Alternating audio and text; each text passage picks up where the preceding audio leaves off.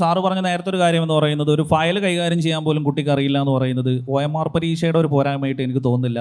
അത് നമ്മൾ വിദ്യാഭ്യാസ സമ്പ്രദായത്തിൻ്റെ പ്രശ്നമാണ്. വിജയശതമാനം കൂട്ടാൻ വേണ്ടിയിട്ട് A+ കൂട്ടാൻ വേണ്ടിയിട്ടൊക്കെ ഇങ്ങനെ ജയിപ്പിച്ച് വിട്ട് സ്വന്തം വീട്ടിലുള്ളവരുടെ പേര് മുഴുവൻ എഴുതാൻ പറഞ്ഞാൽ പോലും അതിലത്തെ കറക്റ്റായിട്ടുള്ള അക്ഷരങ്ങൾ പോലും കറക്റ്റ് അല്ല എന്നുള്ളതാണ്.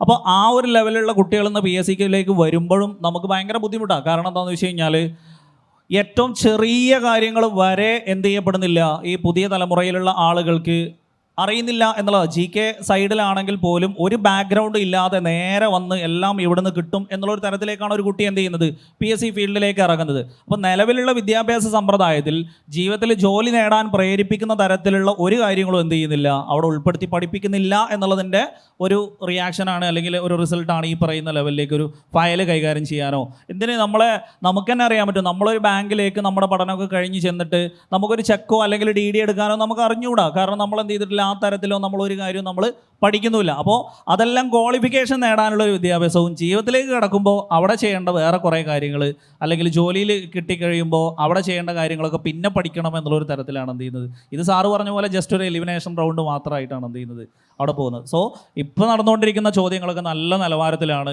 മാച്ച് ദ ഫോളോയിങ് ആണെങ്കിലും അതേപോലെ തന്നെ കൂട്ടത്തിൽ പെടാത്തതൊക്കെ ആണെങ്കിലും അവിടെ കറക്റ്റായിട്ട് ഉണ്ടോ ഇല്ലയോ എന്നുള്ളത് കറക്റ്റായിട്ട് അറിഞ്ഞെങ്കിൽ മാത്രമേ എന്ത് ചെയ്യാൻ പറ്റുള്ളൂ, അത് കറക്റ്റായിട്ട് അവിടെ അറിയാൻ പറ്റുള്ളൂ. ഇപ്പോൾ കഴിഞ്ഞ ഒരു HSA സോഷ്യൽ സയൻസിൻ്റെ ക്വസ്റ്റ്യൻ പേപ്പറിൽ ഒരു സ്റ്റേറ്റ്മെൻറ്റ് കൊടുത്തിരിക്കുന്നത് 1902 സ്വാമി വിവേകാനന്ദൻ രോഗത്താൽ മരണപ്പെട്ടു എന്നാണ്.